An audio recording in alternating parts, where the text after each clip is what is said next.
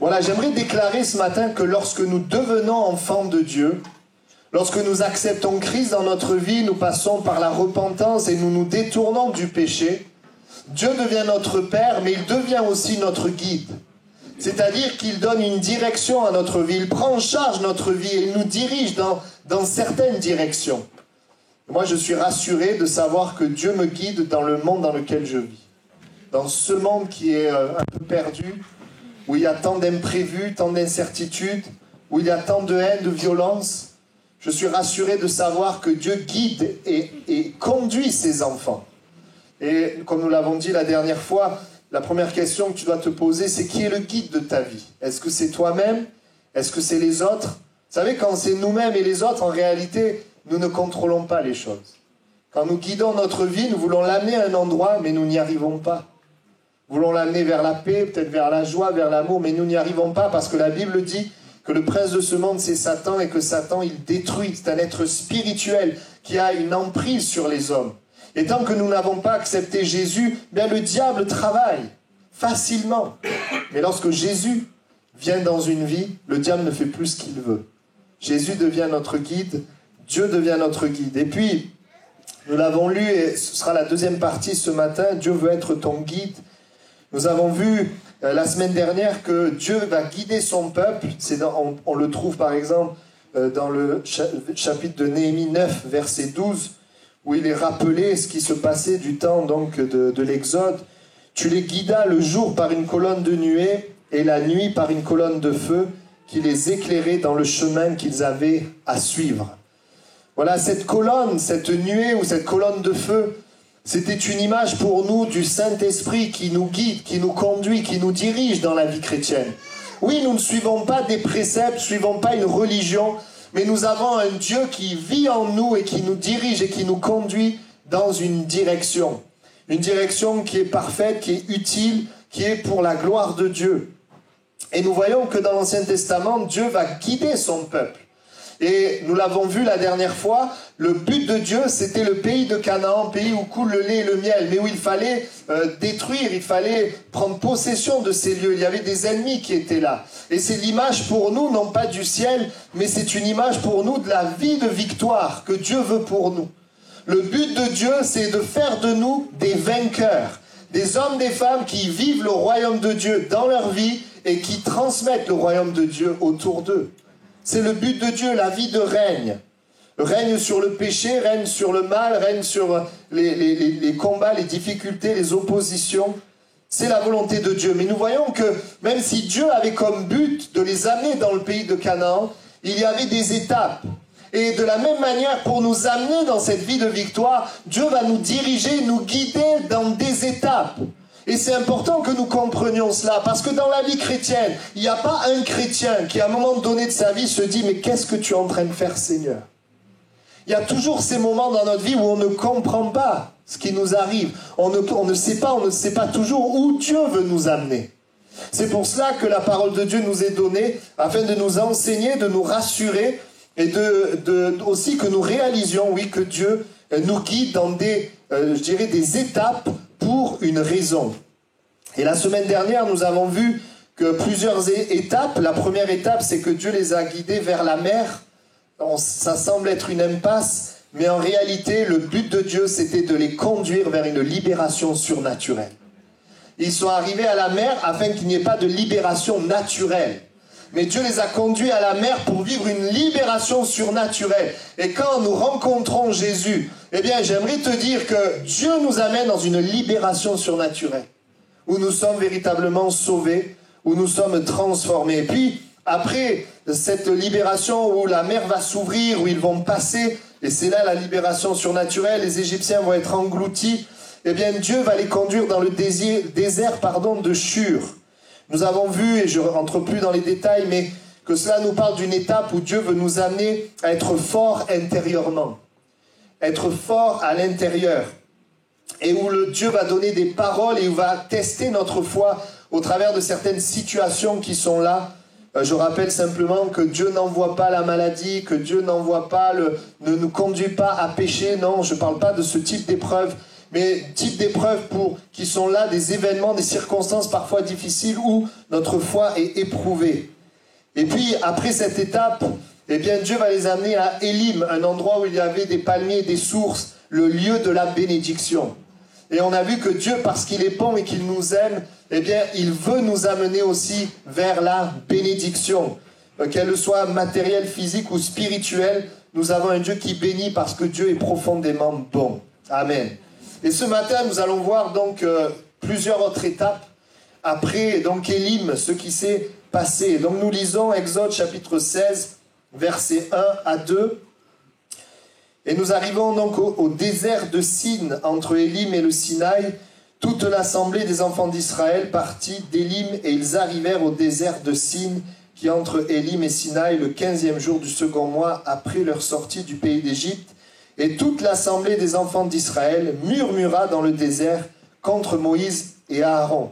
Je fais une parenthèse, même si Dieu amène son peuple dans des étapes, eh bien, c'est pas pour ça que le peuple accepte ces étapes.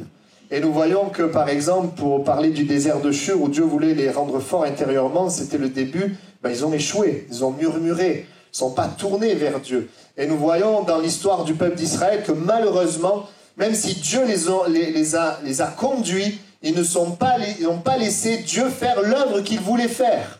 Donc il ne suffit pas que Dieu nous guide pour arriver au pays promis, il faut accepter les étapes de Dieu dans notre vie. Amen.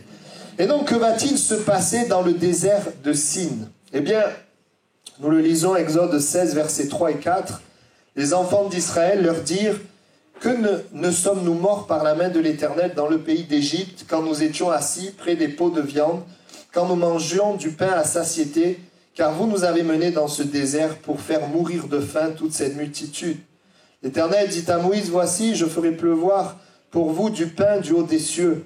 Le peuple sortira et en ramassera jour par jour la quantité nécessaire afin que je le mette à l'épreuve et que je vois s'il marchera ou non selon ma loi. Amen. C'est à cet endroit que Dieu va les nourrir. Et à un moment donné, donc, il est écrit au verset 12, « J'ai entendu les murmures des enfants d'Israël, dis-leur, entre les deux soirs vous mangerez de la viande, et au matin vous vous rassasierez de pain, et vous saurez que je suis l'Éternel, votre Dieu. » C'est l'endroit où Dieu va les nourrir. Alors bien sûr, on peut le prendre au premier degré et parler, c'est vrai, Dieu les a nourris physiquement pour qu'ils vivent dans le désert, et c'est une réalité. Je pourrais développer le fait que Dieu prend soin de nos besoins. Mais je voudrais aller un petit peu plus loin et m'arrêter sur le type de nourriture que Dieu a donné, qui n'est pas une nourriture ordinaire, mais qui est particulière et spéciale. Et le Nouveau Testament va nous donner un éclairage sur cela. C'est un endroit où Dieu va les nourrir d'une nourriture spéciale, le pain venu du ciel. Et lorsqu'ils vont voir ce pain, ils vont dire: mais qu'est-ce que cela? Et en fait, le mot manne, littéralement, c'est qu'est-ce que cela? Parce qu'ils ne savaient pas ce que c'était. Alors ils vont essayer de le décrire en disant que ça a un goût comme un gâteau de miel, je crois, qui a ce goût-là. Mais ce n'était pas un gâteau de miel, c'était le pain descendu du ciel. Et nous voyons dans le Deutéronome 8.3, mais aussi dans le Nouveau Testament, il est écrit quelque chose qui nous éclaire. Il est dit: il t'a humilié, il t'a fait souffrir de la faim, il t'a nourri de la manne que tu ne connaissais pas et que n'avaient pas connu tes pères. Écoutez bien, c'est l'enseignement de ce matin et du premier point, afin de t'apprendre que l'homme ne vit pas de pain seulement, mais que l'homme vit de tout ce qui sort de la bouche de Dieu. Et qu'est-ce que le Seigneur veut nous enseigner au travers de cette histoire dans le désert de Sin? Eh bien, il veut nous enseigner l'importance pour nous de nous nourrir de la parole de Christ, de nous nourrir de la parole de Dieu. Nous sommes sur la terre, nous nourrissons nos corps de nourriture, mais nous sommes des êtres spirituels qui avons besoin de nous nourrir, qui avons besoin de nourrir notre âme. Et Dieu nous amène dans notre vie, oui, dans des déserts où ce qui est matériel, extérieur ne suffit pas, où nous avons besoin de nous nourrir. Et c'est intéressant quand on regarde la traduction de désert de Sin. Sin, ça peut signifier épine ou argile. Vous savez, les épines dans le Nouveau Testament, quand on regarde un petit peu des textes qui parlent de ça, à un moment donné, il y a une parabole avec une semence. Et il est dit que la semence, elle ne peut pas grandir parce qu'il y a des épines qui étouffent. Et les épines, dans cette parabole, ce sont les soucis et les plaisirs de la vie. Les épines, c'est les conséquences du péché aussi, puisqu'on sait que lorsque Adam et Ève sont venus et ont péché, alors que la terre produisait de l'herbe, à partir de ce moment-là, ça commençait à produire des épines et des ronces. L'épine, c'est un mauvais produit. Et ça nous parle de quoi, les épines? Que ce soit les soucis, les plaisirs, ou dans ce texte-là, ça nous parle en fait de la chair. Ça nous parle en fait de la puissance de péché, tout ce qui s'oppose à l'esprit. Et en fait, on est dans le désert de Sin parce qu'on est dans un corps de chair, avec une puissance de péché. Et comment Dieu va agir dans ce désert-là? Il va nous donner sa parole qui va vivifier notre âme et nourrir notre esprit. Et l'argile, ça nous parle évidemment de fragilité.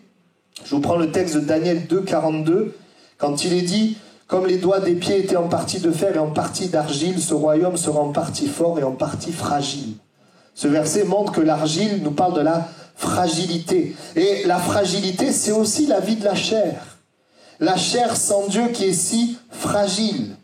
Et on pourrait parler, le désert de Sin, c'est un peu comme le désert de la chair où nous avons besoin de la parole de Dieu qui nourrit notre esprit.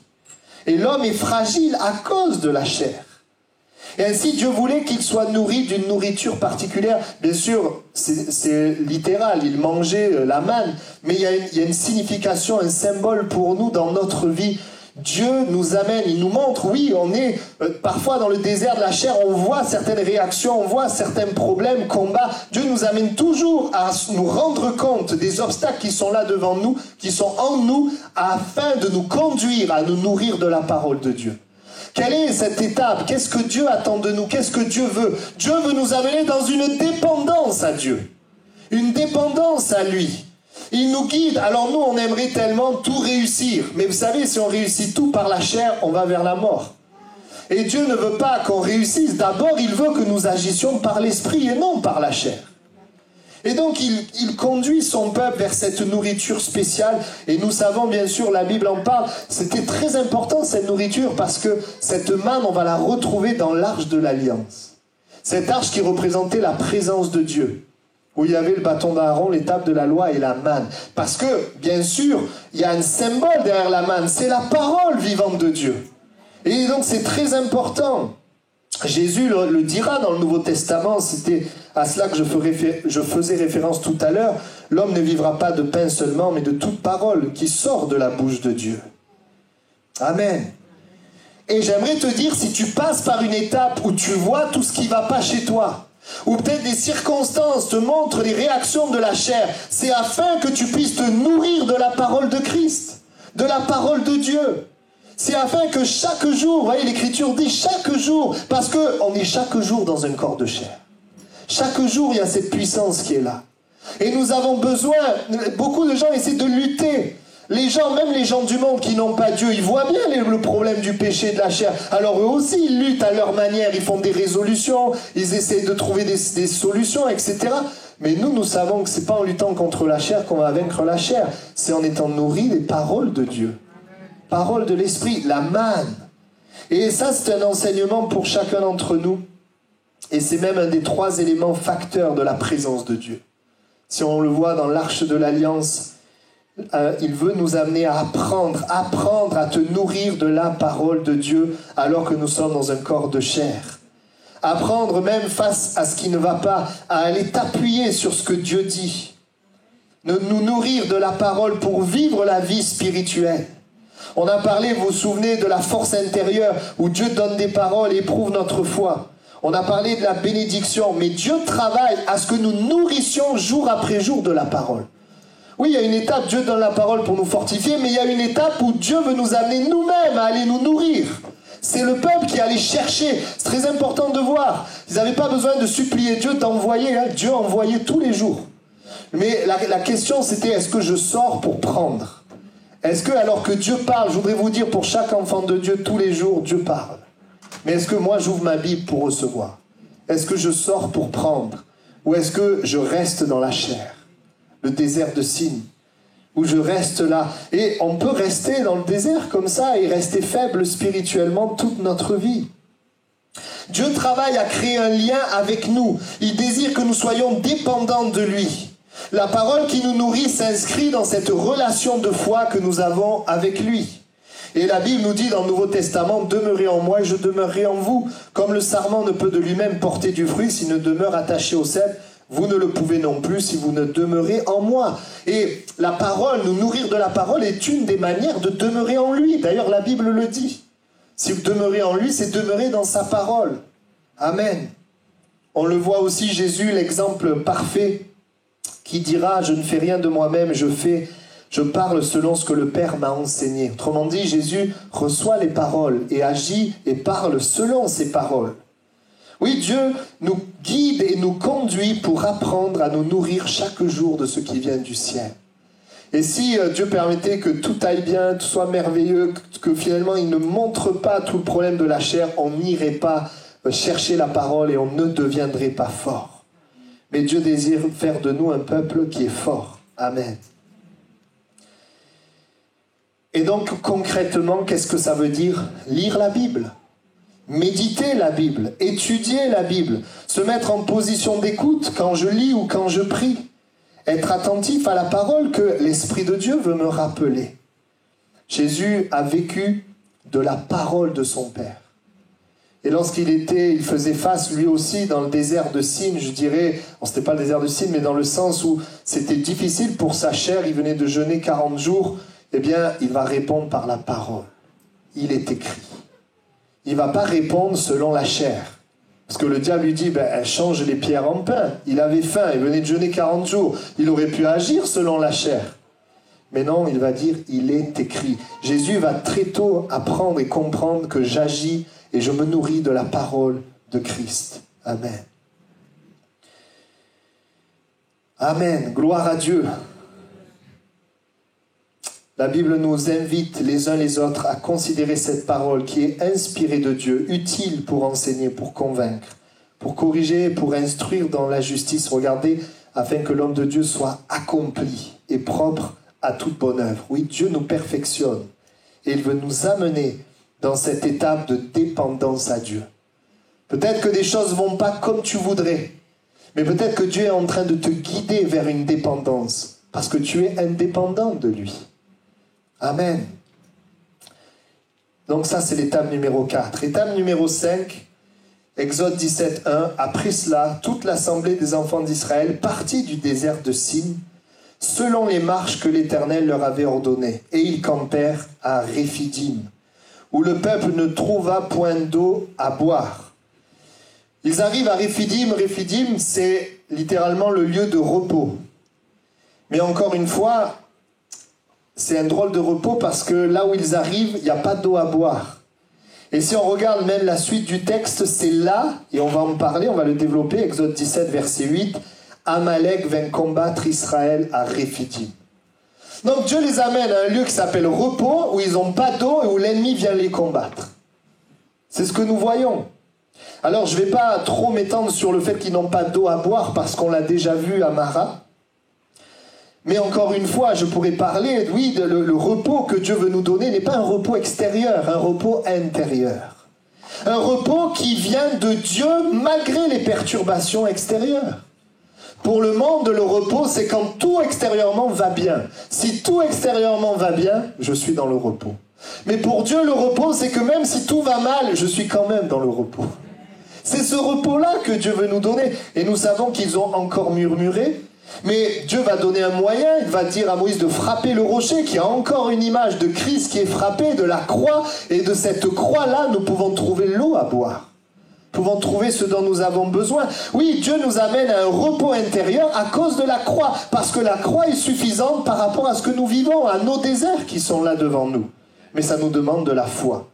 Alors je ne vais pas développer ça, mais je voudrais développer le fait que Dieu les guide vers le repos dans nos combats. Puisqu'il les amène à Réphidim, là où l'ennemi de Amalek va venir contre eux. Et vous savez, Dieu peut nous conduire à un lieu de repos et pourtant des ennemis viennent contre nous. Parce que ce n'est pas un repos qui vient de l'absence du combat, mais c'est un repos qui vient du fait que Dieu combat pour toi. C'est pas toi qui vas combattre, c'est lui qui combat pour toi. C'est ce type de repos-là que Dieu veut te donner. Tant que nous sommes sur terre, nous sommes en guerre. Nous combattons avec le péché, avec le diable. Le repos vers lequel Dieu veut nous amener, c'est une certaine manière de mener nos combats.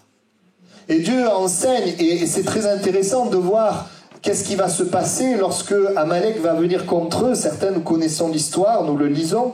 Exode chapitre 17, versets 9 à 13. Alors Moïse dit à Josué, « Choisis-nous des hommes, sors et combat Amalek. Demain, je me tiendrai sur le sommet de la colline, la verge de Dieu dans ma main. » Josué fit ce que lui avait dit Moïse pour combattre Amalek, et Moïse, Aaron et Hur montèrent au sommet de la colline. Lorsque Moïse élevait sa main, Israël était le plus fort. Et lorsqu'il baissait sa main, Amalek était le plus fort. Les mains de Moïse étant fatiguées, ils prirent une pierre qu'ils placèrent sous lui, et il s'assit dessus. Aaron et Hur soutenaient ses mains, l'un d'un côté, l'autre de l'autre, et ses mains restèrent fermes jusqu'au coucher du soleil, et Josué vainquit Amalek et son peuple au tranchant de l'épée. Amen. Est-ce que vous remarquez que la victoire, ce n'est pas une victoire ordinaire? Et c'est ça que Dieu veut nous apprendre, que nous comprenions quelque chose. Dieu désire que dans les combats que nous traversions, nous ne soyons pas seulement de ceux qui cherchent à tout prix par leur propre force à vaincre l'ennemi. Mais l'image de Moïse qui lève les mains, c'est une image de ce que Dieu désire pour nous dans nos combats, que nous puissions nous abandonner à Dieu. Lever les mains, ça nous parle de beaucoup de choses. S'abandonner à Dieu, ça nous parle de la prière, de l'adoration, de la louange.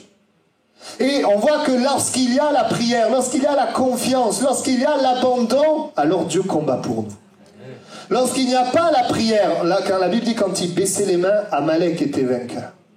Lorsqu'il n'y a pas d'abandon, lorsqu'il n'y a pas de confiance en Dieu, lorsque juste on est là avec nos raisonnements, nous perdons nos batailles. Et Dieu désire nous amener dans une victoire avec une certaine manière qui va produire le repos.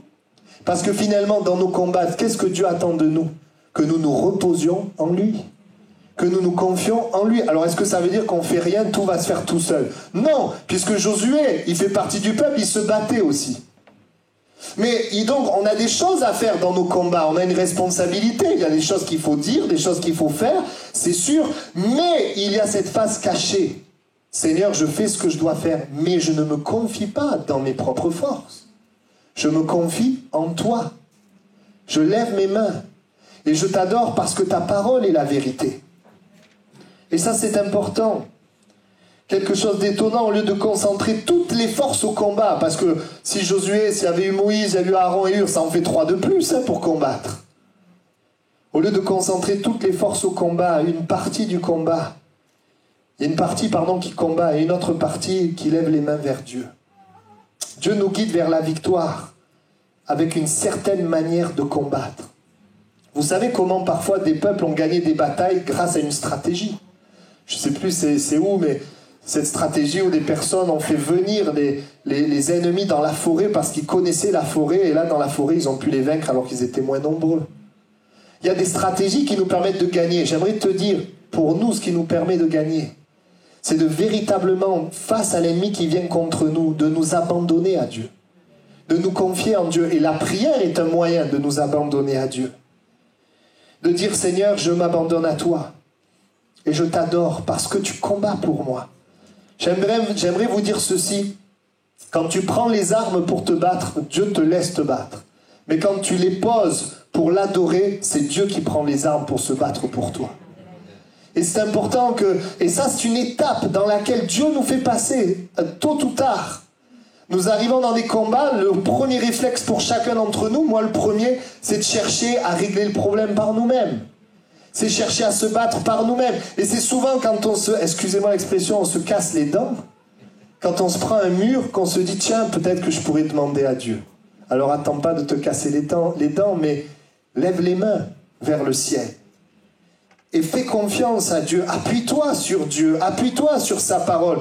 Il pouvait s'appuyer sur la parole. Tu as dit, Seigneur, que tu allais nous amener dans le pays de Canaan. Donc on ne va pas se laisser arrêter par Amalek.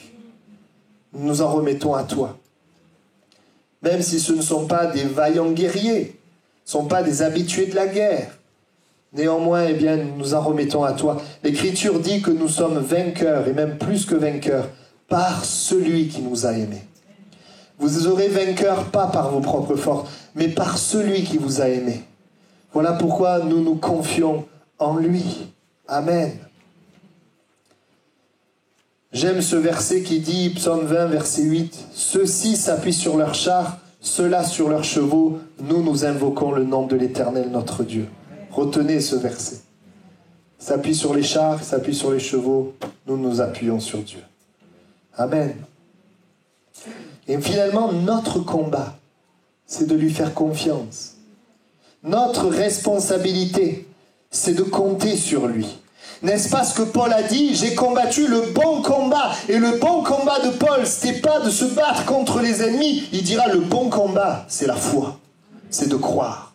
C'est de faire confiance. C'est quel que soit l'ennemi qui vient contre moi. Oh Dieu, je te fais confiance. Ce que tu as dit, tu l'accomplis. Tu as dit cela, les ennemis sont devant moi. Quelque part, c'est ton problème. Moi, je te fais confiance. Et Dieu combat pour nous. Ainsi, c'est comme ça que nous pouvons être guidés vers le repos dans les combats. Nous pouvons traverser un combat dans le repos parce que nous savons dans notre cœur que Dieu combat pour nous. C'est ce type de repos-là que Dieu désire pour son peuple. Et finalement, quand vous regardez la Bible, vous avez beaucoup d'exemples de combats où il y a justement le fait de compter sur Dieu, où il y a le fait de s'appuyer sur Dieu. Prenez par exemple le peuple face à Jéricho.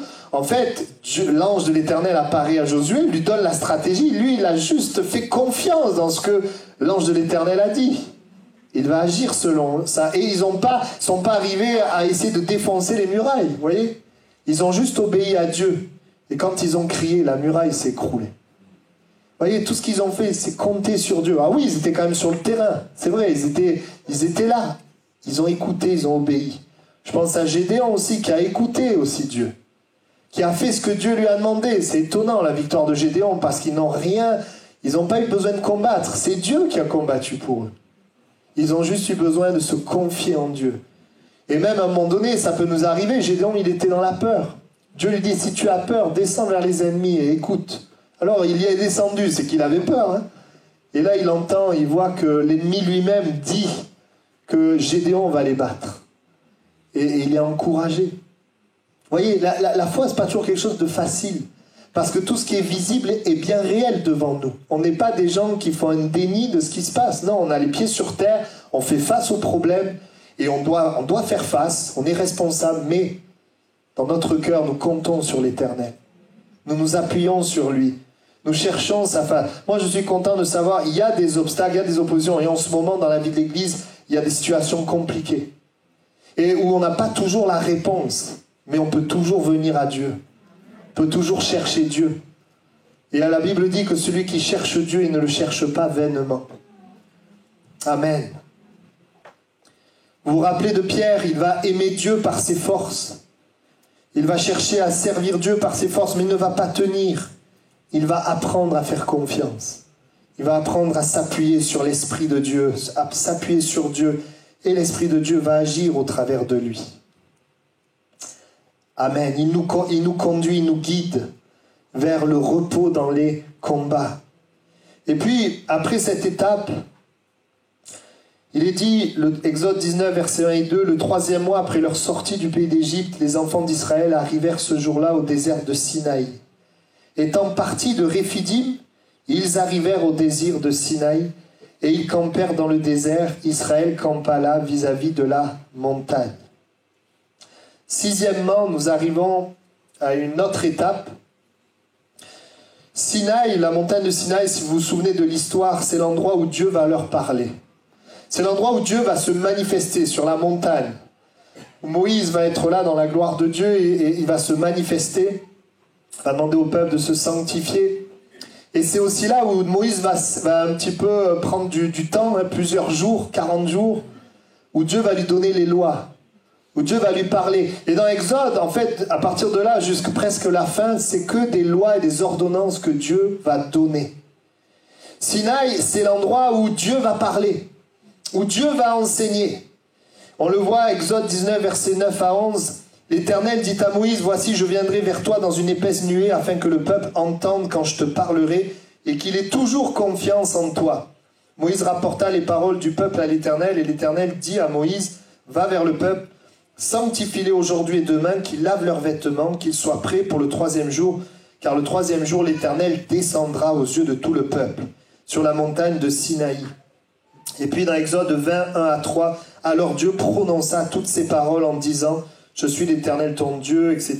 Tu n'auras pas d'autre Dieu devant ma face, et tous les commandements qui vont suivre. C'est l'endroit où Dieu s'est manifesté, et c'est l'endroit où Dieu va parler. C'est là où il va révéler sa volonté. Il va révéler son plan, il va révéler ce qu'il veut, et il va appeler ce peuple à obéir. Appeler ce peuple à obéir. En réalité, vers quoi il nous guide? C'est quoi cette 6e étape? Il nous guide vers son règne. Il nous guide vers une étape où lui va régner sur nos vies. Il va manifester sa présence qu'on appelle l'onction, quand le Saint-Esprit est là et agit. Mais la présence de Dieu, elle est là, elle est toujours accompagnée aussi de la parole de Dieu. Cette parole qui nous montre comment vivre ma vie, afin que ce ne soit pas moi qui règne, mais ça soit Christ qui règne. Les commandements étaient là pour, bien sûr, montrer leur incapacité, leur besoin du Saint-Esprit, mais c'est montrer la volonté de Dieu. Ce que Dieu voulait, tu n'auras pas d'autre Dieu devant ma face. Et ces lois qui sont si bonnes, ne pas convoiter, ne pas tuer, ne pas tromper, etc.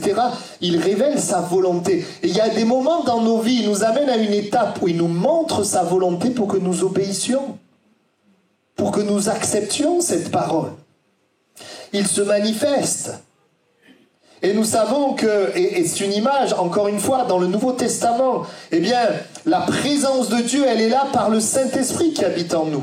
Et c'est le Saint-Esprit qui habite en nous qui nous amène à obéir au commandement de Dieu. Christ désire régner dans nos vies. Et Dieu veut nous guider vers le règne de Christ. D'ailleurs, Jésus, quand on lui a demandé comment prier, il a dit, quand vous priez, dites que ton règne vienne. C'est la volonté de Dieu que son règne vienne. Pas juste que tu es plein de bénédictions, c'est que dans ta vie, tu respectes les paroles de Dieu. Pour que les gens qui voient ta vie voient finalement la volonté de Dieu, voient la pensée de Dieu. Parce qu'il y a aujourd'hui beaucoup de croyants qui croient en Dieu, mais qui vivent selon ce qu'ils ont envie, selon ce qui leur plaît, selon toutes sortes de choses. Il nous amène à une étape où il nous amène à obéir. Où le Saint-Esprit s'attriste quand tu fais quelque chose qui n'est pas dans sa volonté. Où le Saint-Esprit met une joie quand tu fais quelque chose qui est dans sa volonté. Il nous guide vers son règne. Là où il se manifeste, là où il parle. Et c'est aussi dans ce temps et ce moment où la colonne venait sur la tente qui était le lieu de la rencontre. Vous savez vers quoi il nous guide? Il nous guide vers lui. Il nous guide vers lui, mais c'est intéressant, la tente de la rencontre, c'était pas juste une rencontre, mais elle se manifestait, il y avait une manifestation. Il y avait quelque chose, et Dieu désire nous guider vers une onction, la manifestation de la présence de Dieu au travers de nos vies. Que quand nous disons à quelqu'un « Dieu t'aime », ce ne soit pas juste nous qui le disons par la chair, mais que ce soit l'Esprit de Dieu et qui vienne toucher les cœurs. Et vous savez, cette onction, elle est liée à l'obéissance. Elle est liée au fait d'accepter sa volonté. D'accepter de changer. Et ça, c'est toute notre vie. L'Esprit de Dieu, Moïse était là dans la tente, le lieu de la rencontre. Et dans cette rencontre, il y avait évidemment la parole de Dieu. Dieu parlait. Et Dieu va vouloir amener son peuple à l'obéissance, mais nous le savons, ils ne vont pas vouloir obéir. Et quand Moïse va être en haut en train d'écouter Dieu, eux vont être en bas en train de faire un veau d'or et de dire « Voici le Dieu qui t'a délivré ». De ce fait, Moïse va redescendre, il va remonter après, Dieu va redonner des commandements. Et toute la fin de l'Exode, c'est qu'il redonne des commandements. Et qu'ensuite, il va aussi donner des ordonnances sur la construction du tabernacle. Mais c'est ce que nous voyons. Sa volonté, écoutez bien, est bonne, agréable et parfaite. Et il veut nous amener dans une étape où nous apprenons à ne pas vivre selon mon passé, mon éducation, les influences autour de moi, mes envies, mais il veut m'amener à vivre selon la parole de Dieu, qui est la volonté de Dieu, qui est bonne, agréable et parfaite. Et la seule chose que le diable peut faire, c'est de te faire douter que sa volonté est bonne, agréable et parfaite. C'est de mépriser la volonté de Dieu. C'est de mépriser les commandements de Dieu. Mais moi, je suis content de vivre dans un pays où il y a des lois. Parce que s'il n'y avait pas de loi, Il y en a plein, on serait déjà mort. Les lois sont pour notre bien. Les lois de Dieu sont pour notre bien. Et il met son esprit en nous afin que cela soit possible pour nous. Si on essayait de respecter des lois par nos forces, on n'y arriverait pas. Parce que la loi, elle montre le péché. Mais quand Christ vient, il nous permet de vivre une vie de victoire. Et nous devons comprendre que, oui, pour le pays promis, pour la vie de règne, il y a une étape. Pour la vie de victoire, il y a une étape. C'est que la parole et Christ règnent véritablement dans ma vie. Et voyez, au travers de la manifestation de la présence de Dieu, Dieu a éclairé le peuple. Parce qu'il y a toute une période de nos vies, on est là, on ne voit pas, mais à un moment donné, quand Dieu se manifeste, quand l'onction se manifeste, il nous éclaire. Il y a un moment donné où on réalise, mais il y a un problème. Comme Pierre, devant le miracle, « Retire-toi de moi, je suis un homme pécheur ». Il y a quelque chose qui se passe. Pas pour nous détruire, pas pour nous décourager. Non, pour être changé, transformé, pour que Dieu prenne la place. Plus de l'Esprit de Dieu dans ta vie, plus d'onction, plus d'obéissance à la parole. C'est comme ça qu'il y a plus de règne. Plus de règne. Amen. Et puis, donc comme je le disais, la suite de l'Exode, c'est des instructions de Dieu. On voit encore une fois que le peuple ne va pas laisser Dieu régner. Ils vont aussi avoir des instructions sur le tabernacle. Puis vient le Lévitique, où c'est en fait la place des sacrifices dans les ordonnances. Après les Lévitiques, nous avons les nombres, et là nous parlons encore d'ordonnances. Il va y avoir pas mal aussi d'écrits sur les dénombrements, particulièrement. Et puis, si vous regardez Nombre 33, versets 16 à 36, vous avez toutes les étapes par lesquelles le peuple d'Israël est passé. On en a vu juste quelques-unes, mais en réalité, je ne vais pas le lire, mais si vous lisez, vous allez voir qu'il y a plein d'endroits par lesquels le peuple est passé. Et moi, je voudrais m'arrêter pour le 7e point, et ça sera mon dernier point. Évidemment, on aurait pu parler peut-être d'autres villes, mais il n'y a pas forcément beaucoup d'éclairage sur ces villes, donc je voudrais m'arrêter là, sur Nombre 13.3, où ils vont arriver à une étape importante, qui est Kadès, située entre le désert de Paran et le désert de Tzin. Kadès veut dire saint consacré. Il nous amener à un endroit où il nous met à part. Et qu'est-ce qui s'est passé là-bas ? Donc Moïse les envoya du désert de Paran, d'après l'ordre de l'Éternel. Tous ces hommes étaient chefs des enfants d'Israël. Nous savons, Dieu veut les guider vers un but, le pays de Canaan. Et donc au verset Nombre 13, versets 1 à 3, il est dit « Envoie des hommes pour explorer le pays de Canaan, que je donne aux enfants d'Israël. Tu enverras un homme de chaque tribu, chacune des tribus de leur père. Tous seront des principaux d'entre eux. » Et c'est là qu'on a le verset 3, Moïse les envoya du désert de Paran. La 7e étape, c'est que Dieu veut nous guider vers la conquête de ses promesses, la conquête de sa parole. Mais avant la conquête, c'est ce qu'on vient de lire, il y a un temps d'exploration. Alors il y a des versets de la Bible qui disent que c'est eux qui ont exploré, puis il y a des versets de la Bible où Dieu les envoie. Alors est-ce que c'est parce qu'eux ont voulu, Dieu les a envoyés ? Alors, ça je ne sais pas, mais en tout cas, l'Écriture nous montre qu'il y a eu ce temps d'exploration où ils vont goûter, ils vont ramener les fruits du pays. Ils vont goûter. Et il y a des moments dans nos vies, vous savez, Dieu permet qu'on goûte à ce qu'il a prévu pour nous. À une partie, des promesses, du plan qu'il a pour nous. Et je le rappelle, les promesses, les plans, c'est pas juste centré sur nous, mais c'est toujours le royaume vécu en nous pour qu'il se manifeste autour de nous. Il nous bénit et il nous utilise d'une certaine manière. Et je crois que oui, Dieu, il y a des moments où il nous utilise d'une manière particulière, il nous fait goûter à ce qu'il veut faire avec nos vies, à ce pourquoi nous avons été appelés.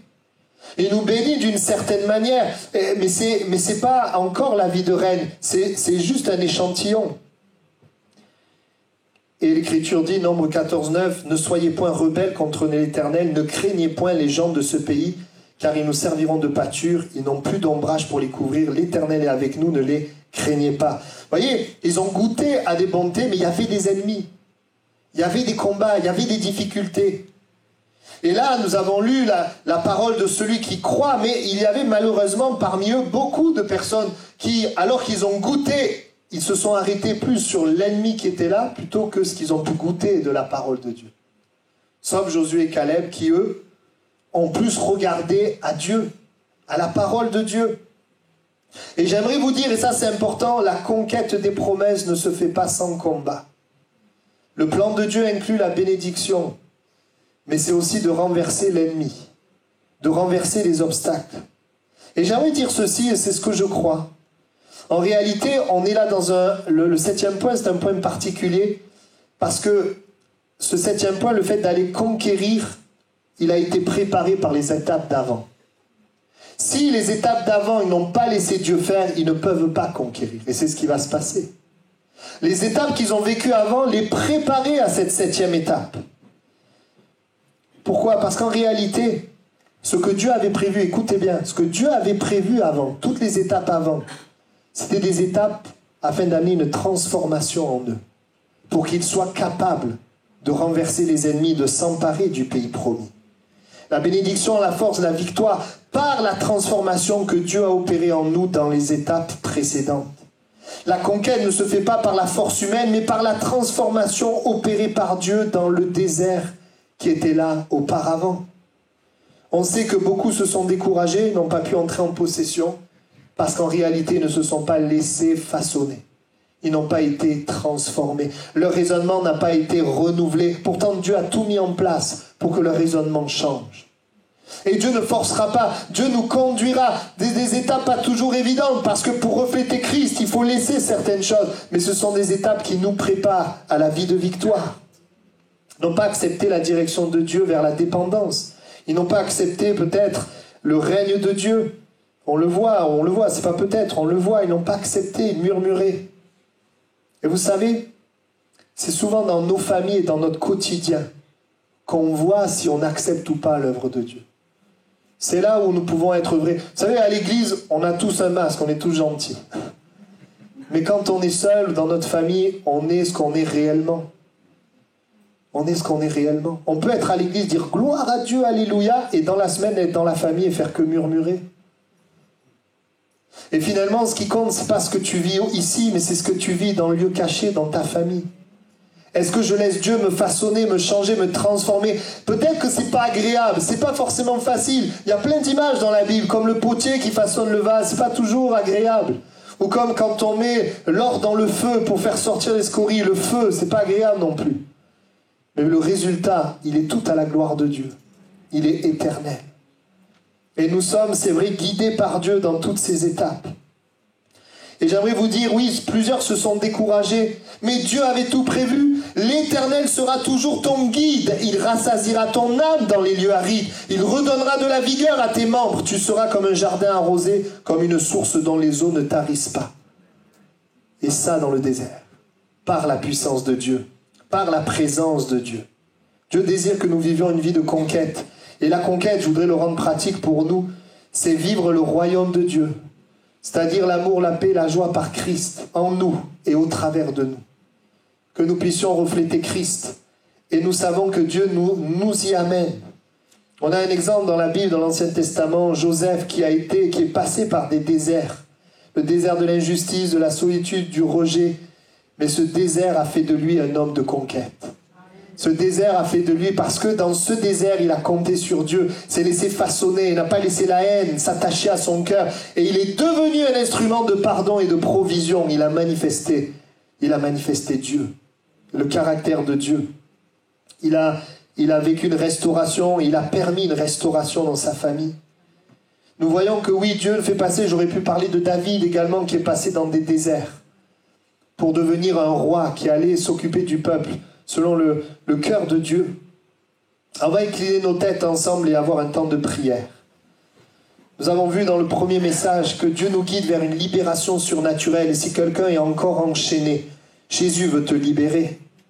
Même si la mer est là, même s'il n'y a pas de solution, on a vu qu'il veut nous guider vers la force intérieure, afin que nous puissions être forts à l'intérieur, nous appuyer sur la parole. Et il permet des circonstances qui viennent éprouver notre foi dans cette parole. On a vu aussi la semaine dernière qu'il nous guide vers la bénédiction, pour nous montrer son cœur, combien il nous aime, il veut nous faire du bien. Et ce matin, nous voyons Dieu qui veut nous guider vers une dépendance à lui. Le fait de nous nourrir de sa parole, nous apprendre à vivre par sa parole. Peut-être que quelqu'un a besoin justement d'apprendre cela. Et peut-être que même tes situations changeront quand tu auras appris cela. Quand tu auras mis en pratique cela. Nous pouvons rester dans un désert pendant des années parce que nous ne voulons pas accepter ce que Dieu veut faire. Alors que le cœur de Dieu, c'est que nous puissions vivre par sa parole. Peut-être qu'il est en train de te guider vers le repos malgré tes combats.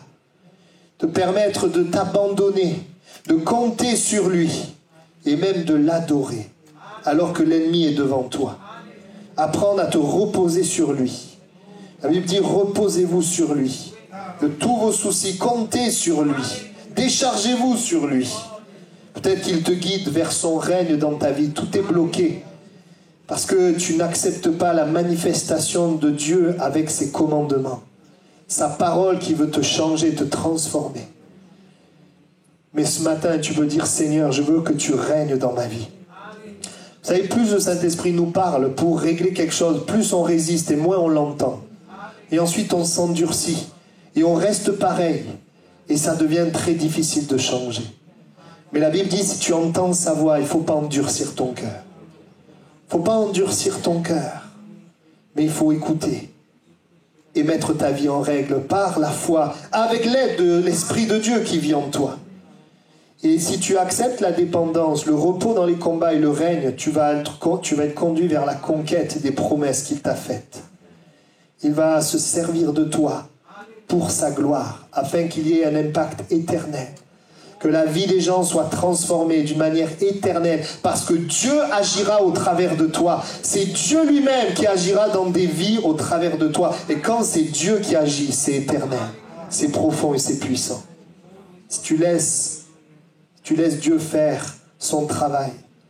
C'est pas toujours facile. Vous savez, quand j'ai terminé ce message, j'ai pris chacun des points pour m'examiner et pour voir si j'apprenais, et j'ai vu que beaucoup de points, c'était pas encore ça. J'ai dit, Seigneur, j'ai besoin de toi, je veux accepter ça. Je veux accepter ces points-là. Amen.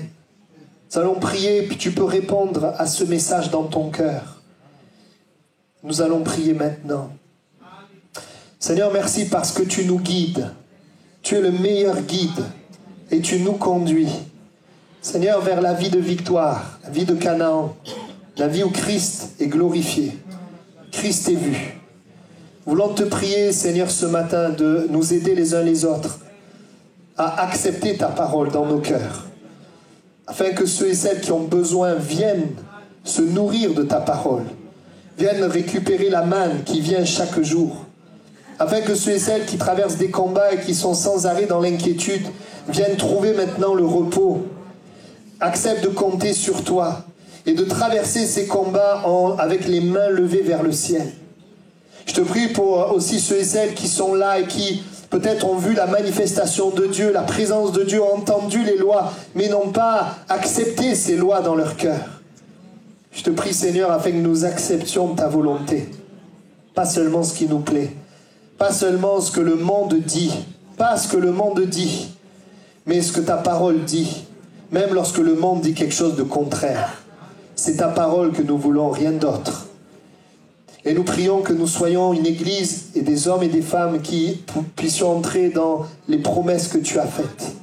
Nous voulons et nous croyons que tu nous guides, Seigneur, vers la manifestation du royaume dans nos vies, au travers de nos vies. Tant de gens ont besoin de la paix, de l'amour, de la joie, de la puissance, et tout ça est en Christ. Et Christ vit en nous. Nous te prions, Seigneur, que nous puissions aller de l'avant, que nous ne puissions pas résister ce matin à la voix du Saint-Esprit qui nous travaille, que nous puissions délaisser, nous abandonner à toi et que tu travailles en nous, que ton esprit agisse et que la chair soit vaincue. Au nom de Jésus, amen. Je ne vais pas faire d'appel ce matin, mais j'aimerais vous inviter, si le message vous a parlé dans une direction, de prier maintenant là où vous êtes à votre place. Vous pouvez le faire à voix basse et de dire, Seigneur, par rapport à cette direction, eh bien, je décide d'agir par la foi. Je décide d'aller dans cela. Je reconnais que tu me guides vers cela, mais depuis longtemps, je résiste et je reste dans le désert. Il y a beaucoup de personnes, vous allez sortir du désert quand vous allez comprendre et accepter ce que Dieu veut. Alors priez maintenant. Prenons un temps de prière, quelques instants. Tu peux parler à Dieu. Amen. Oui, nous te demandons de régner, mais nous choisissons aussi de te laisser régner. Choisissons d'écouter. Choisissons de croire, de te faire confiance. Que cette confiance ce matin puisse amener des actes pratiques, des paroles, Seigneur, des pensées différentes. Merci de bénir ton peuple, de bénir chacune et chacun, et de nous aider à discerner aussi dans quelle étape nous sommes et qu'est-ce que tu attends de nous. Nous voulons que ton nom soit glorifié. Amen. Amen.